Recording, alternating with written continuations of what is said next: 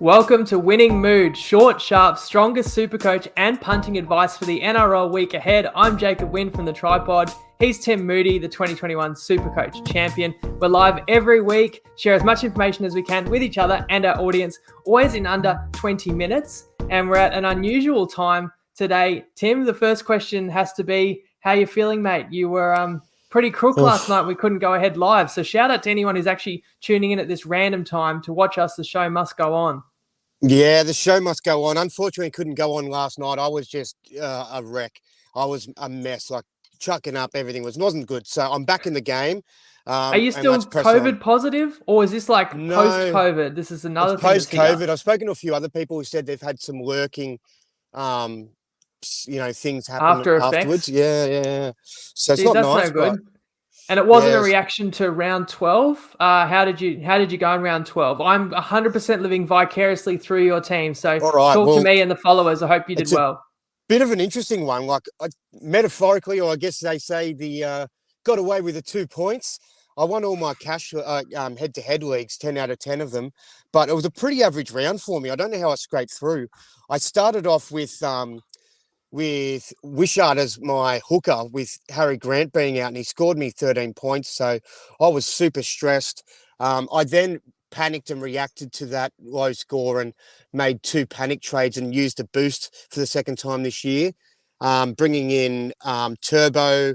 I was swapping out Turbo, bringing in Karaz, swapping out Tass, bringing in Manu.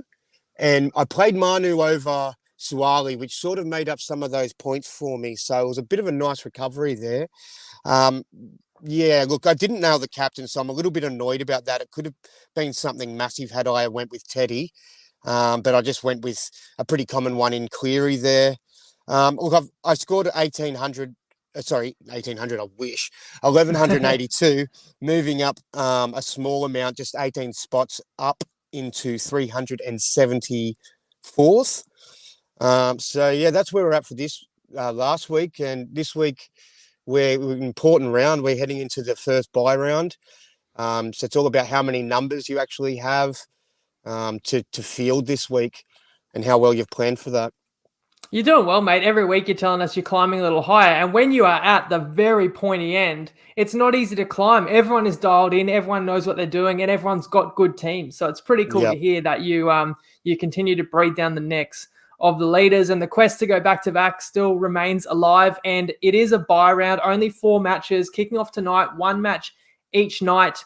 And obviously because State of Origin looms next week, and that should not come as a surprise to any Winning Mood followers, because you've been warning us about the impending bye round for weeks now. So I'd like to know how you are shaping up for it, because you can plan as much as you like, but there are unknowns, of course, injury, suspension, and who exactly will get picked. So how many players are you going to have going into battle in round 13 with?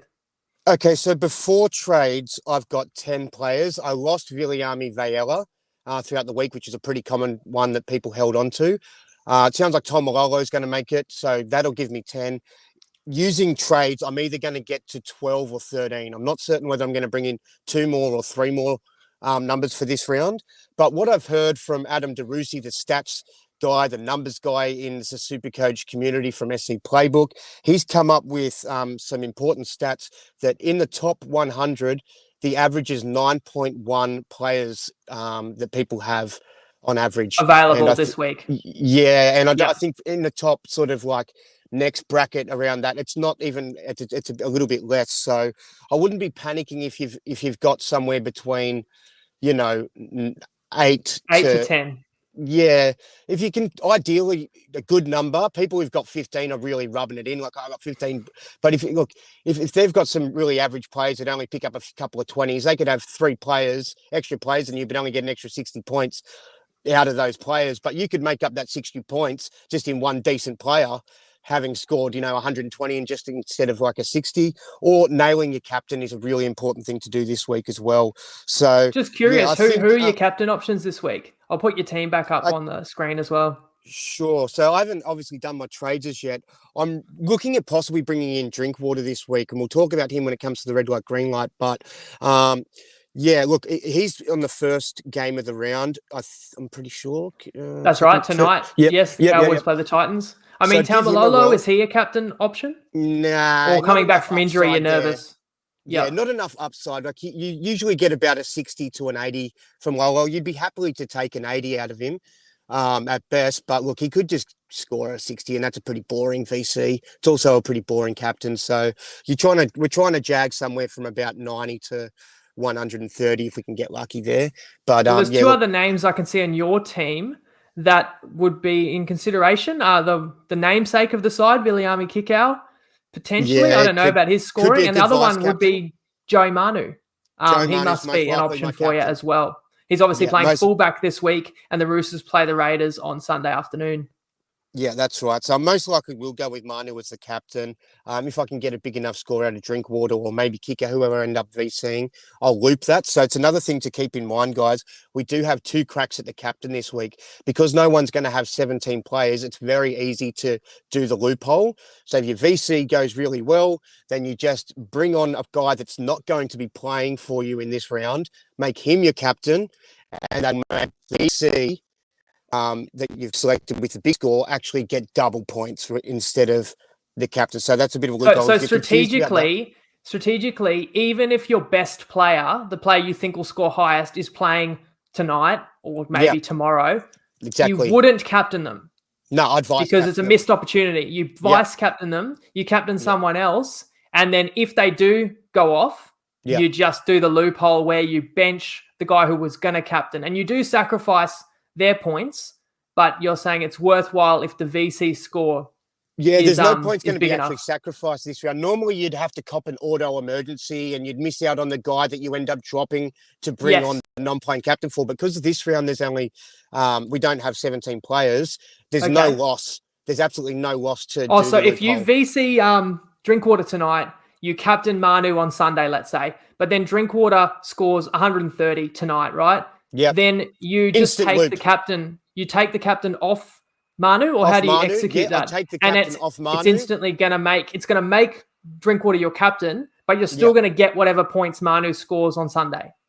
Yes, exactly. That's right. Okay. Yeah. So basically, in short, you would, if I had Drinkwater and he scored 120 or something like that, I wanted to loop him. I would then not have Manu anymore as my captain, and I'd bring on someone who's not going to play this week. Like, let's just think at the top of my head. Anybody, Munster, whatever. Munster, make him my make captain. Munster your captain. I get you. I'm with you now. Make Munster my captain. Because he doesn't play, you get your double points from your vice captain. And so you'll still end up playing all your other players. It's perfect. You want 2 cracks. Even if I thought Drinkwater, which I don't think is a slam dunk, if he was a slam dunk and I thought he'll definitely score 100 points tonight, I'd still make him my vice captain because I can easily double it up. And just we call that in punting like a free roll. It's a free throw at the stumps. So you'd be silly not to take that opportunity. So people who haven't experimented the loop, even me, I'm a bit nervous. It seems too tricky and it won't work out for me. But this is the week you're kind of silly not to do it.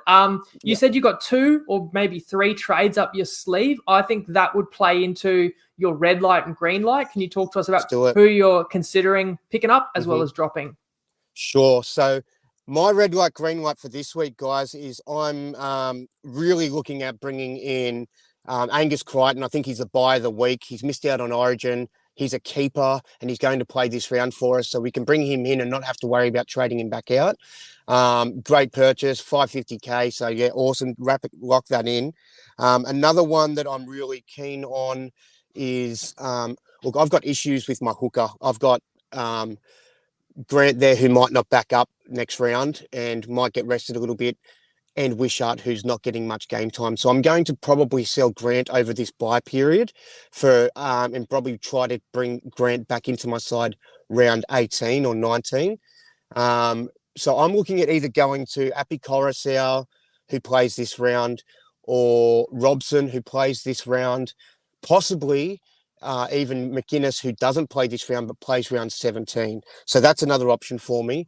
Another one I'm keen on is who I mentioned earlier, Drinkwater. Now, Drinkwater scored terribly last week. He scored about 12 points, and that was against the Panthers. I did say last week, great purchase for upcoming, but not against the Panthers. So people who bought him in a week early, obviously it's going to suck It's going to be tough to score against the Panthers. But this week, I was almost turned off him. I almost thought, look, he only scored like 10, 11 points. I don't know if I can justify bringing this guy in at big dollars. He's got a high BE. He's going to lose money.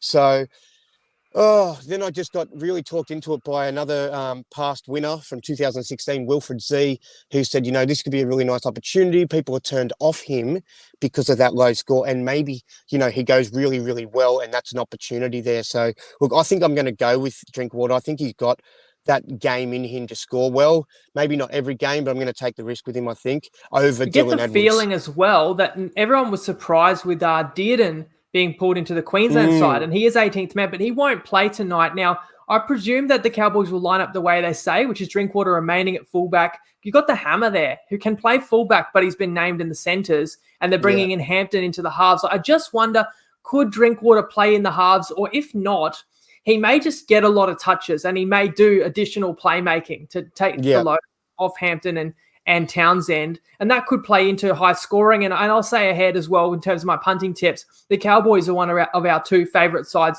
this week. Some people may be doubting them tonight because they do have a few key players out and they are off a game where they scored 0. I'm not worried. I was quite impressed how they performed down in Penrith against, the best side in the competition by far. And defensively, especially, you're playing a completely different caliber of side at the Gold Coast, and they've been in camp. So we think the Cowboys will win and cover the line tonight. So then I would support, you liking some of the key Cowboys playmakers in your SuperCoach team. I thought I'd just chuck in some other green light, orange light, red lights real quick, just in general for other people if they're interested. Some green lights. I like Robson as a hooker, Tuolungi from the Cowboys on the wing. Yep.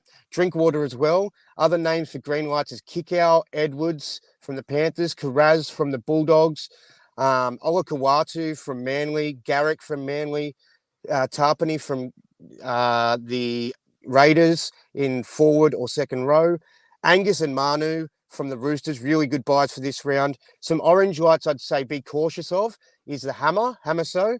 I don't love him as a full-term option or permanent option. Even a short-term buy, I don't love it. Schuster could go really well, but be careful. He's coming back from injury. He's a bit over size and not perfectly fit. Tohu, back from injury. A little bit cautious of it. I'd prefer Angus if you're going to go one or the other. Hudson Young, I picked him up last week, scored terribly. Savage, be careful of him. And big red lights is Viliami Vaela, who's been dropped. If you can be patient and hold on to him. Broken jaw, I think. Yeah. Wow. Okay. Yeah, which he played with. That's what I heard. Yeah. Okay, so probably wouldn't hang on to him. Yeah. Just because we can move him on to another round 13 number, even though he is got a low BE, and if he makes the field again, he will still make money. I'd just get rid of him. For me also, I think if you want to sell Harry Grant, I'm doing it. I don't think it's a great sell. It's team dependent. If you've got backup in your hooker, you don't need to sell Harry Grant. But if you feeling a bit thin in hooker, I'd probably look to sell him just to someone who's going to be playing week in, week out for the next little 4 rounds.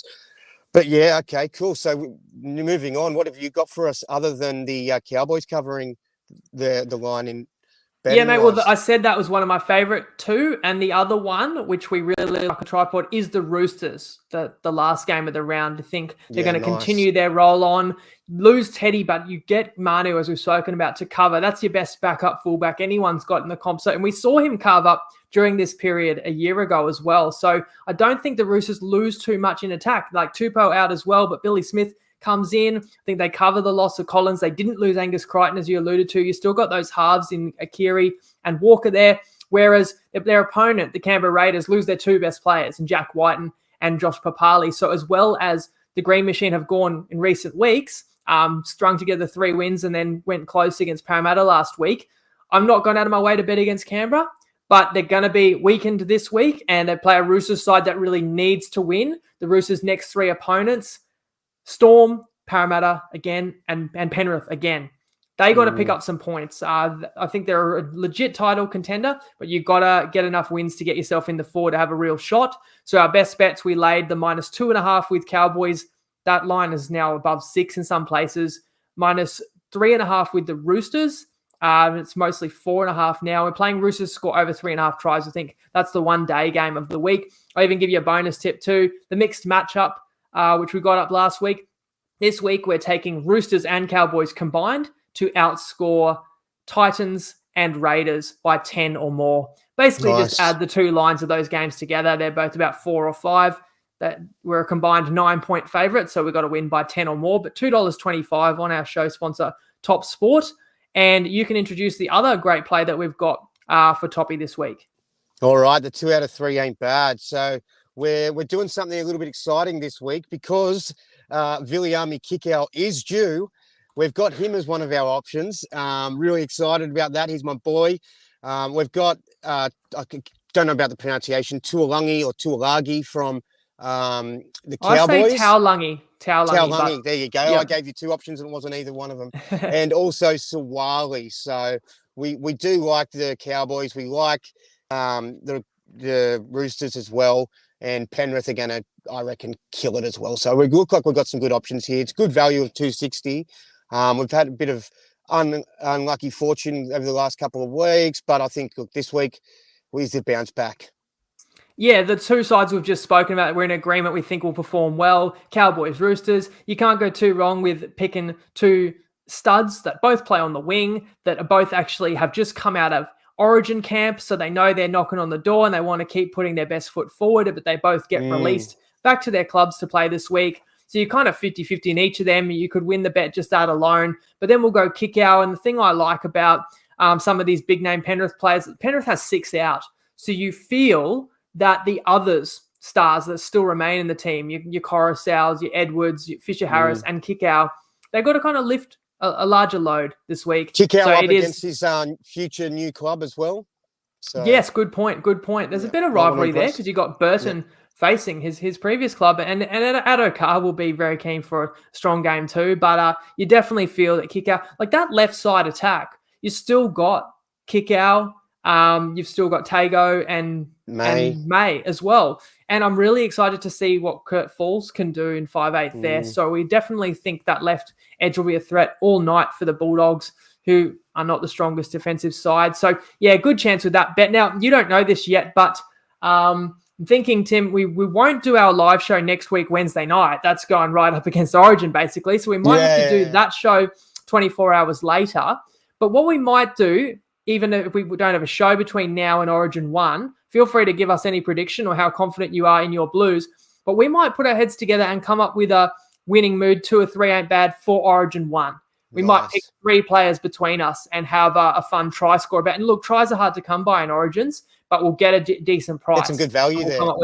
We'll pick we'll pick at least a player from each state. We'll see. Maybe we get 4 players like we did in Magic Round and go 2 Queenslanders, 2 Blues, and see if we can pick up 2 tries between them. So that's something people can look forward to following us in the TryPod Punters Tips Forum group, where we always post our plays, and as well following your page, the SC Lurker.